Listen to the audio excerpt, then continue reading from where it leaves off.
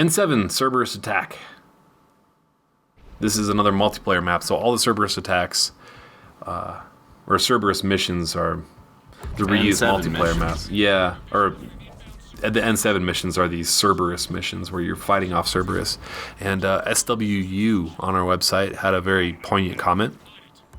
He said, just watched the first N7 mission and heard about reusing the maps. The multiplayer trailer explained why. Shepard got the objective and moved on in the single player, and now an elite team needs to hold it off and fend off enemies.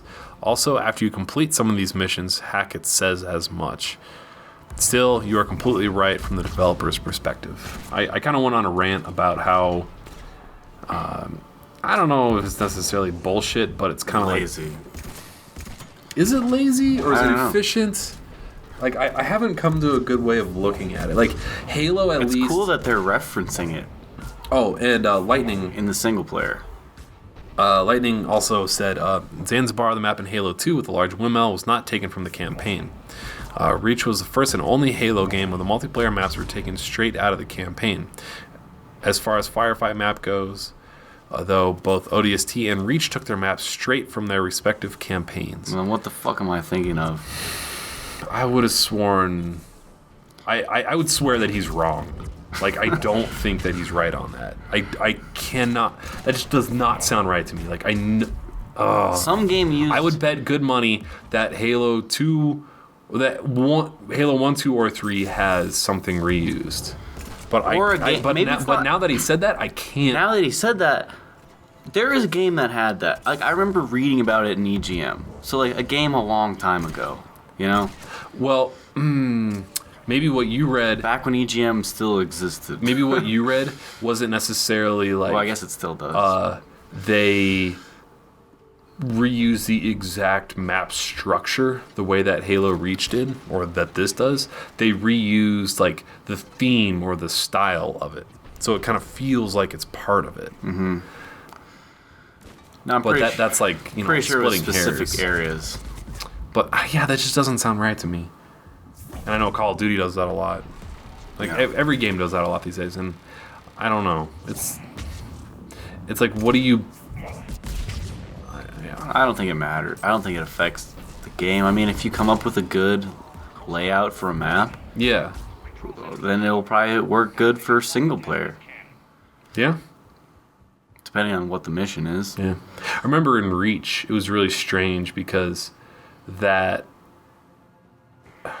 one I'm thinking of the most, it wasn't Zanzibar. It was the one that was called Ivory Tower in Halo 2.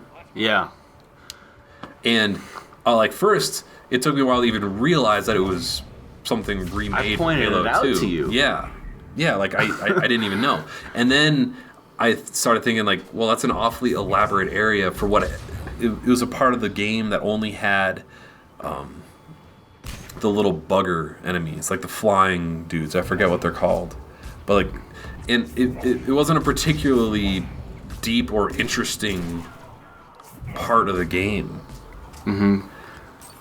But had this elaborate map had this that you could kind of get lost in. Yeah, I was like, why is this so complicated? Well, see, for me, I knew right off the bat. I'm like, I already know my way around here. Well, once I realized where I was, because it had such a completely different palette. Yeah. I was like, oh, that's what they're doing. That's got to be the hang them high. That's got to be the first instance of that, right? Where a sequel has a map in the single player from a previous game's multiplayer, unless it's a game revisiting the same area as before. Yeah. You know, like, I don't know of any games that do that. Well, the only thing I can think of is Metal Gear Solid 4. When you go back to Metal Gear Solid 1 style. That's like you. Yeah. But that's not multiplayer. No. That's kind of a little bit different from what I'm talking about. Similar idea. Yeah. So right now we're just defending this area. Multiplayer has been fun. I haven't played it much. I haven't played it at all since the last voiceover session. It's kind of lost its charm on me. Probably because it's not versus other people. Yep. And it's just not that fun grinding money to get slightly better weapons when I play as an adept, and weapons don't fucking matter. And there's no armor in this either, which I think would have kept it, I don't know, maybe a little bit more interesting. Right. Where you can also get Does this game new armor pieces have to like unlock overload? Unlock overload. Oh, no. No, it does not at all. Because, well, no. Not in the same way that like Call of Duty does, you know? Mm-hmm. Call of Duty is very like, you've got 15 different guns to level up. And like, you don't really know which gun is going to suit you the best. Mm-hmm. Because you're like, well, okay, this gun's good because I've leveled it up a bunch, but then this next gun, it doesn't...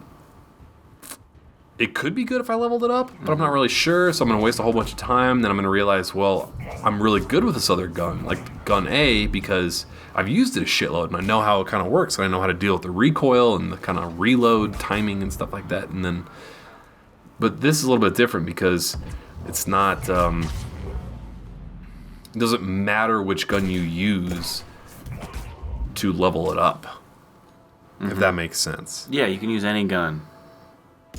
You don't have to use guns. Well, yeah, but like to level up a gun, you just buy the packs, and it's random.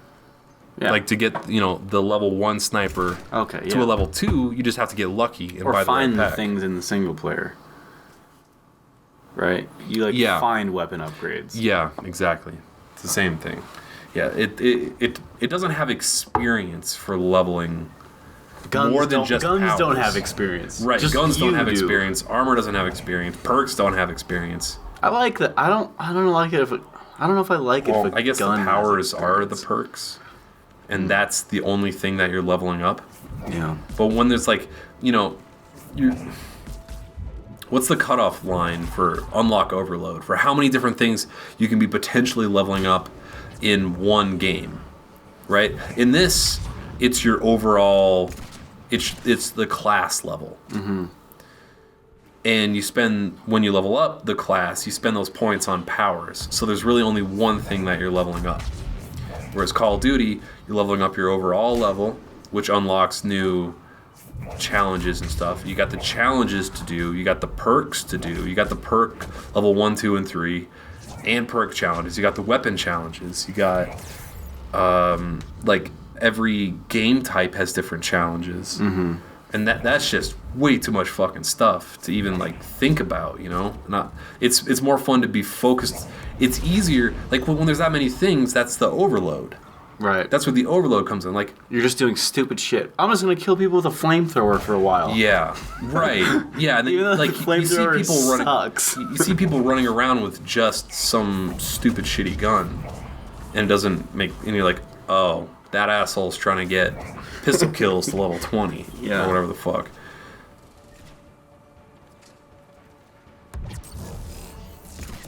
But again, this isn't multiplayer, so it's almost apples and oranges. Yeah.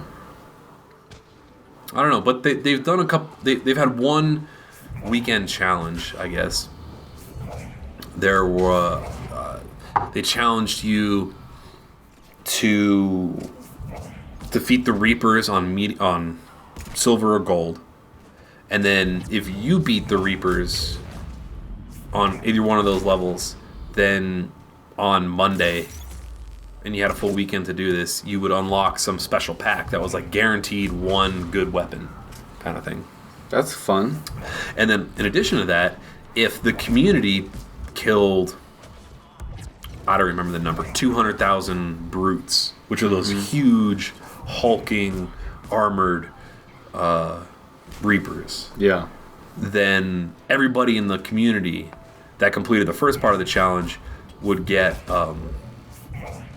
another pack, a second pack. Oh, that's cool. The only problem, the only thing I didn't like about it is you couldn't get to see what how many was. Yeah, what the progress was. So I just said, fuck it.